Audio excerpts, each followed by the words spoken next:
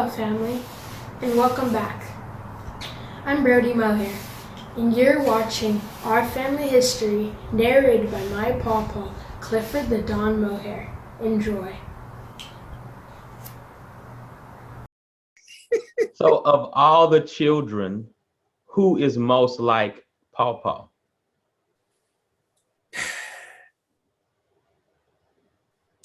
I'd say Taft. And how so? In what ways? Mannerisms. Taft and Ariel had a lot of the mannerisms alike, but Taft had daddy's color. If he had kind of smooth, Taft had kind of that smooth walk. Your daddy had a smooth walk. He was kind of debonair. He looked in the mirror a lot. Y'all probably didn't see him, but oh yeah. Yeah. And but no, I would say Taft. Taft took on more of daddy's personality. He was more laid back. Now Ariel was super laid back.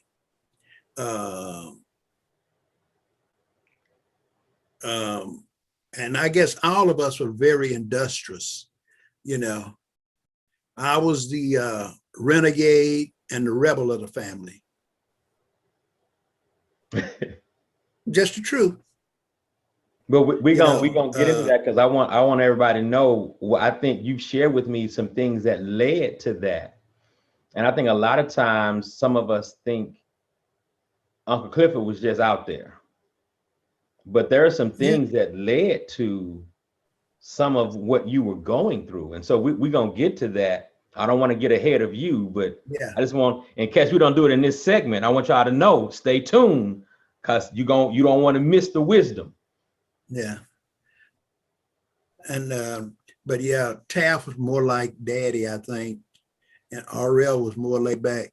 I've never in my life heard Ariel use a curse word or get upset. Never. Yeah. He was a gentle giant. I mean, who gonna mess with him? Right. He weighed 226 pounds. He weighed 226 when he was 13 years old. So who gonna mess with him? 13 and 226. So I remember when he made his own weights. He made his own weights out of lead, melted the lead down, made his own weights so he could put a bench in the garage and lift weights. Yeah. So who was into sports the most? Would it be Uncle Ariel? Well, Clyde was a baseball player. Ariel was a football player. I played football and track, but then my football career was cut short, real quick. Yeah. But Ariel, oh man, fast, number 52. The Mighty Dragon, number 52, played right over. Oh my God. I know that. I know every center hated to see him coming because he's coming. Yeah. So he played defensive line. Was that like all through high school? Who, Ariel? Yes. Yeah. Well, he played offense and defense. Okay, he played both. Back then, but we played both ways. Yeah. Yeah, but when he played on defense, it was Ariel, Garrett. Oh my God. Ariel, D. Garrett, James Earl Franklin, Bubba Price, Albert Champion. Oh man, them were some bad boys, man. Woo. They were tough. Couldn't wait to Friday night. We used to go to the football games. Daddy would be at all them games. Daddy would get off. Daddy probably about 8:45, and he'd be at that game before the game was over. See him sitting up in the bleachers, doing that George Mohair smile, Yeah. So very supportive. Yeah, but yeah, it was just growing up. And I remember growing up when Daddy built a house. Remember, we had 3 bedrooms. Mary had a bedroom, Clyde, Ariel, Taft, and I shared a bedroom, but we had the big double beds, you know. And I remember Ariel and Taft's spring to go into bed had the red strips through it, metal strips, because it was support. Because Ariel was a big guy, you know. He was a big guy, but that was to support. Because you know how springs are, but these would, you know. Oh yeah, strange how I remember all of that, but yeah, I remember that. Yeah. So 226 at 13, you said. 226. Yep.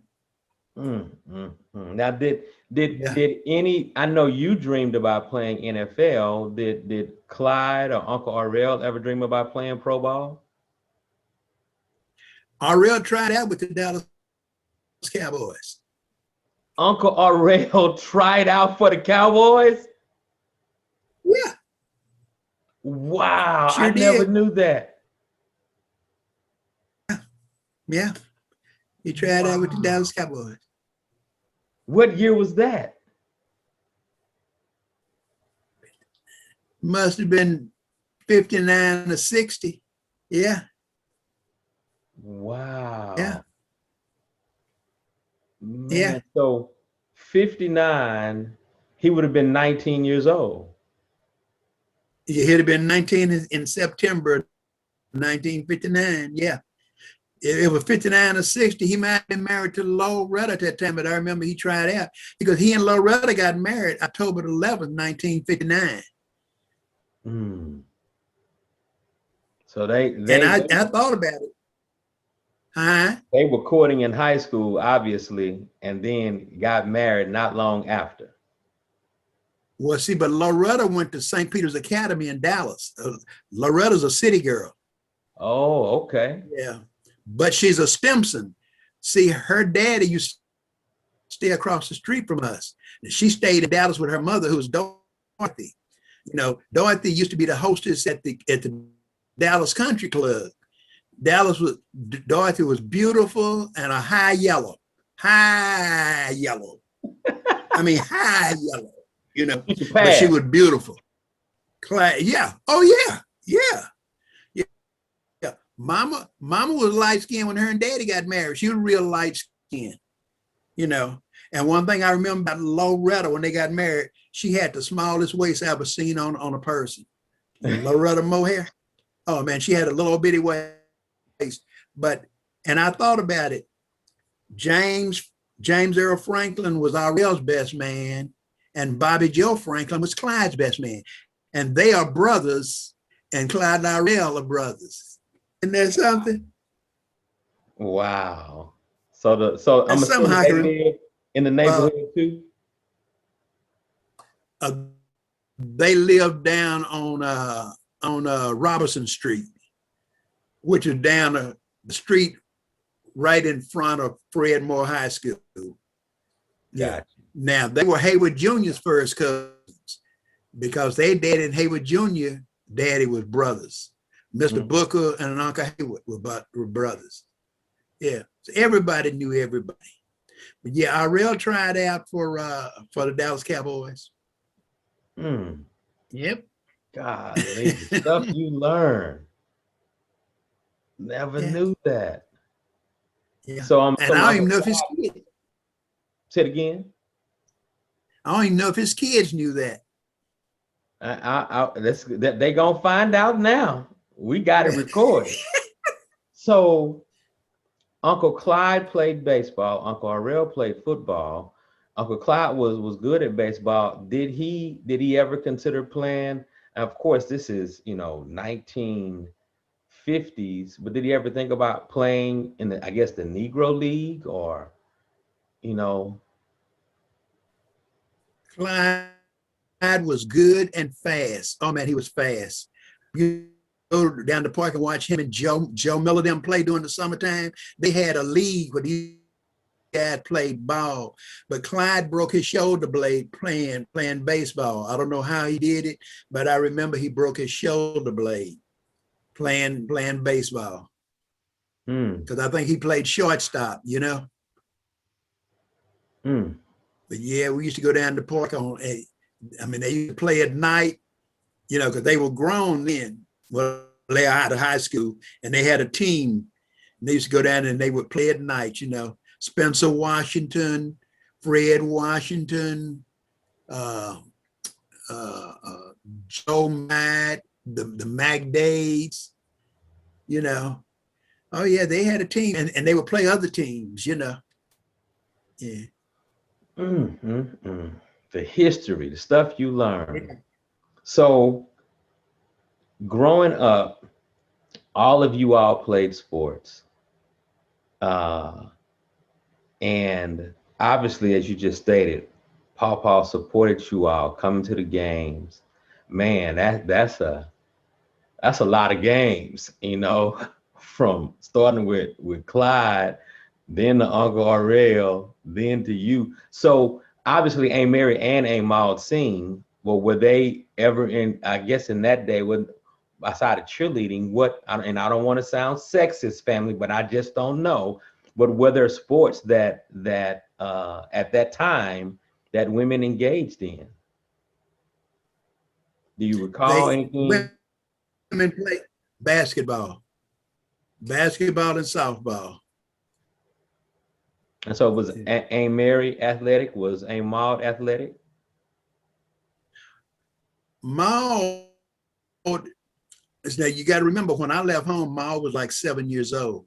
So, Okay. But Mary sang in the chorus. Mary, I'm telling you, the girl, because Maud could sing, but Mary could sing, you know. Maud, and see what people don't realize is Maud was going for Miss Black America Texas. I don't know if you knew that. Aunt Maud? I think she was first runner-up Miss Black. I'll tell you history, man. Yeah. Maudie used to be a little old pretty thing. I mean, she's still pretty.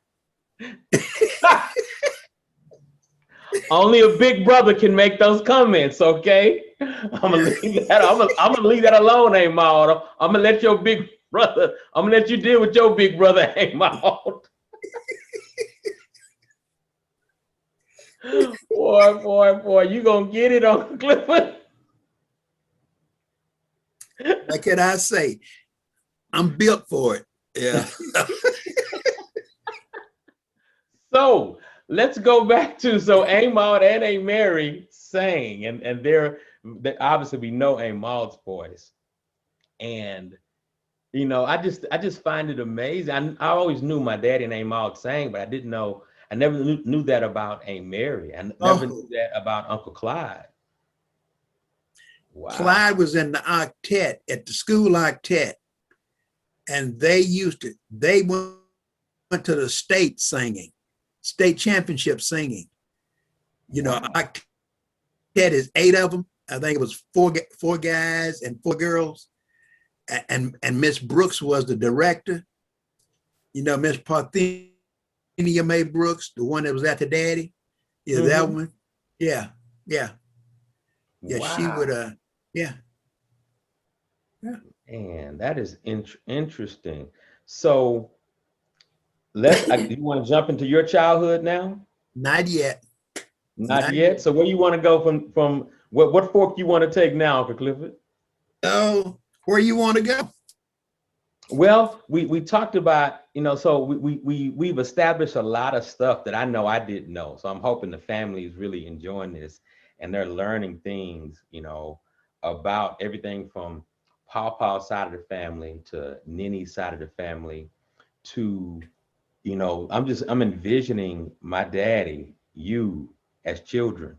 I'm envisioning Uncle Clyde, Uncle Aurel, you know, as children. And I'm seeing these things. And of course, I was born in October 71. I believe Aunt Mary transitioned. My daddy would always tell me, I think she died in his arms. And yeah, you know, it's stuff like 1970. that. Say it again. in 1970. And I think Susie was what, 6 days old? Yep.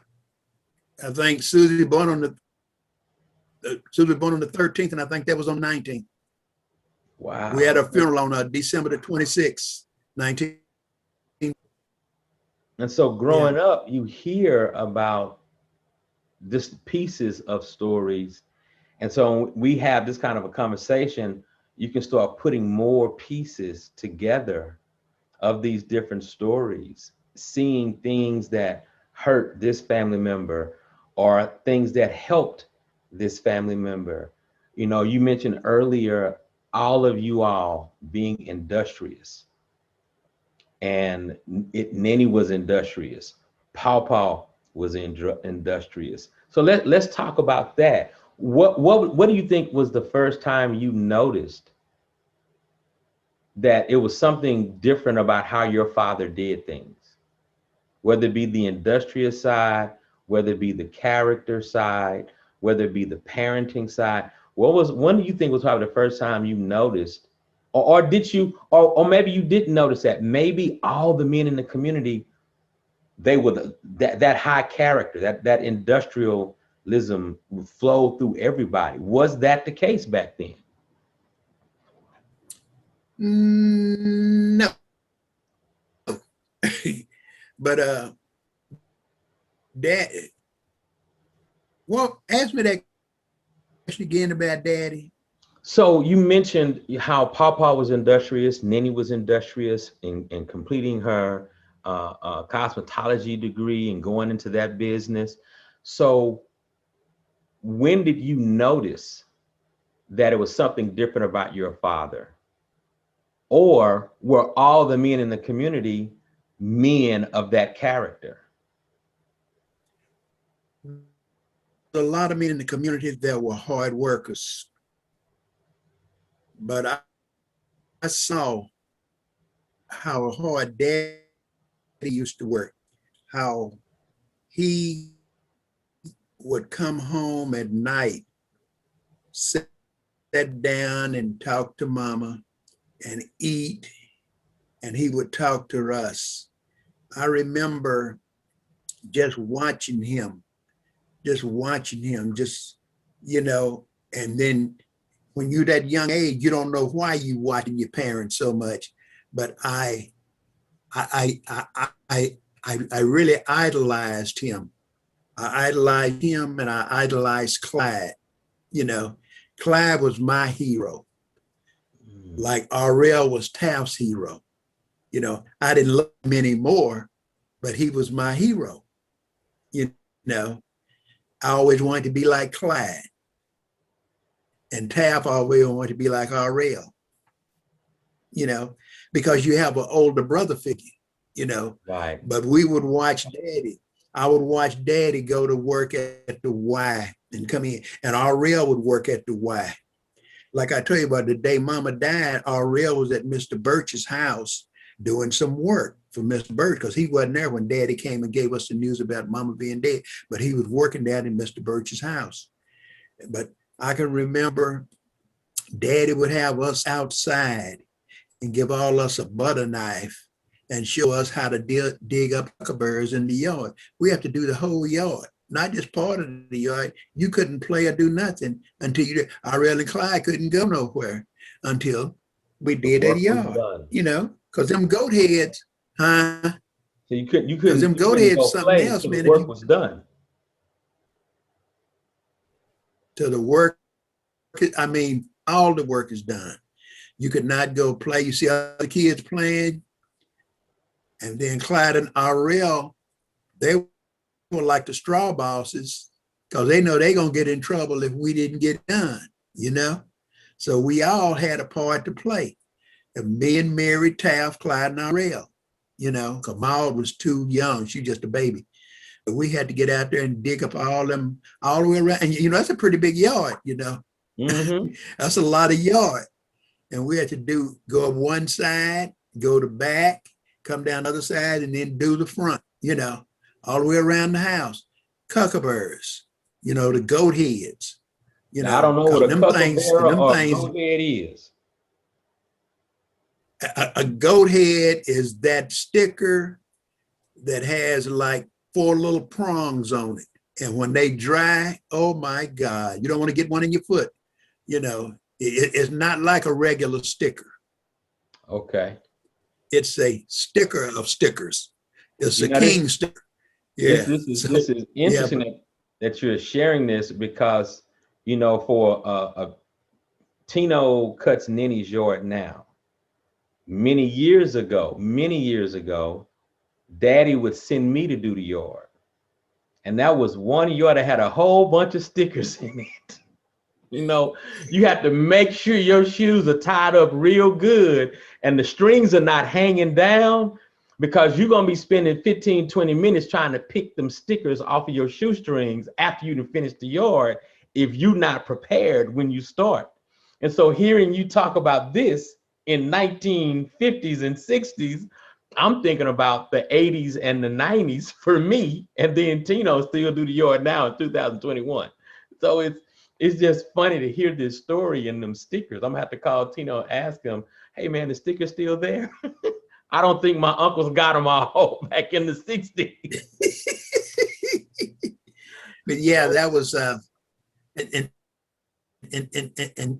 but just watching Daddy, Daddy would cook in the house. I would watch him. I'd watch Mama cook.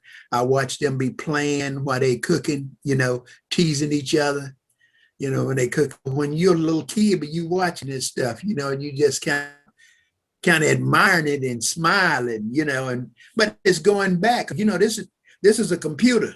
This is the Right. most intricate computer it is, and so that's really how I learned to cook. I would watch them. They thought I wasn't watching them. I'm observing, seeing what they doing, but it was just good times because you have to understand back then we didn't have Daddy married, but we had a TV, but before then we didn't have a TV. It was all radio, so families had time to talk, you had time to talk. We didn't have a telephone. Not a telephone, we had a party line.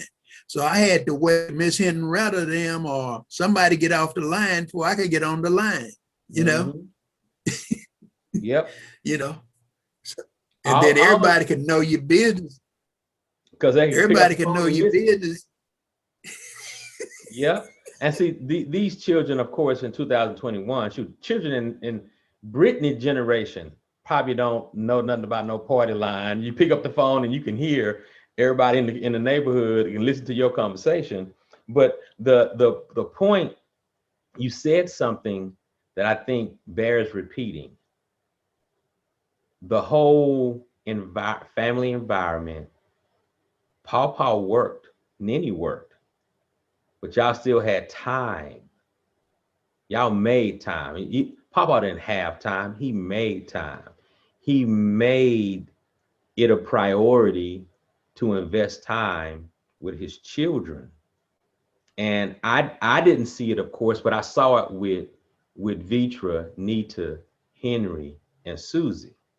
I have memories of watching Pawpaw walking through the house, checking on them, asking them questions. What about this? How is that? I have memories of being in the backyard with Henry building an enclosure for some Rottweilers. And I'm like, dude, I don't know what I'm doing. I don't know if you know what you're doing. Let's go ask Pawpaw.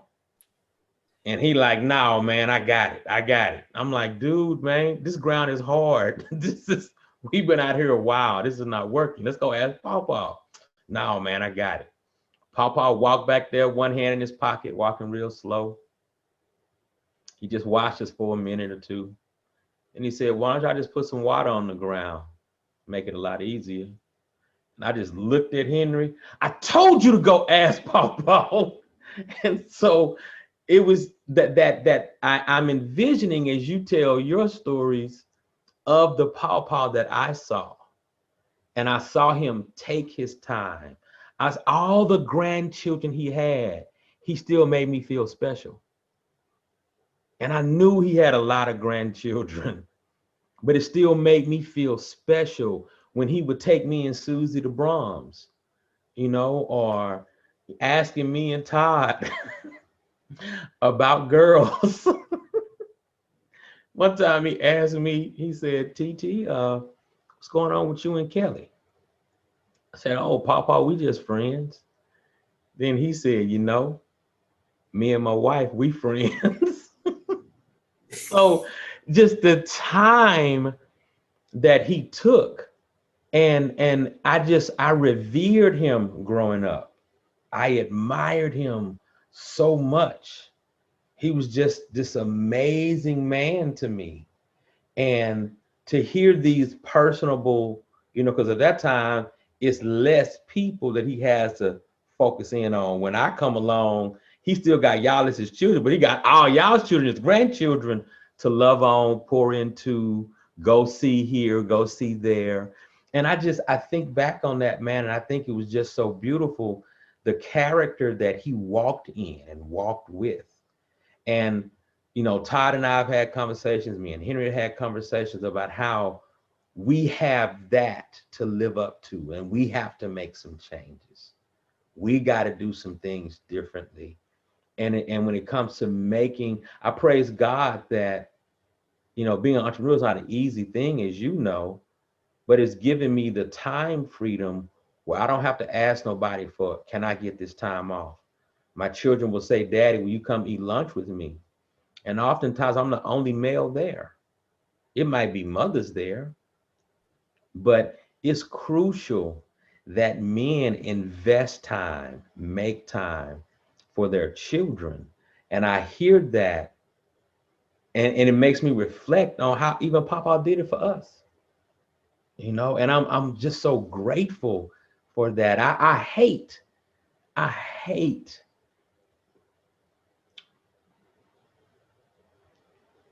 that my children won't get that with my daddy. I hate that. So hearing these stories will enable me to sit down with my children and let them hear about Paw. Nita sent me pictures of Paw last year, and I just sat there just looking, and I showed it to my daughter, then I showed it to my son, and it was just hard to put into words the admiration that I had just looking at the picture. But I want my children to know, I want them to know how important family is, how important this family is, how important their grandfather, their great grandfather is and was, and having these kind of moments, man. I am so grateful, Uncle Clifford. Thank you. I didn't mean to get all emotional. And I'm not hide. I don't try to hide no tears. So it ain't that, family. I ain't tripping. I'll cry. I ain't tripping. Yeah. We're gonna end this segment now, but I always tell people, you will never have time. You have to make time. If it's important, you're gonna make time for it. Like I'm making time but for this, because this is important. This is historical stuff that the family needs to know, because I know the family don't know this. So the family needs to know this. This is, because I'm the last one that this history is with, Right. So, yeah. So, I'm not bragging. It's just a fact. Right. Yeah. That's true. So. That's true. And we will, go ahead, Go ahead. We will take a break on that note. I'm grateful that God has given us this technology. He's given us this opportunity, and he's given it, but the believer has to take what he is given. So I'm grateful that you have taken time to sit with me. So what we're gonna do, we're gonna take this break.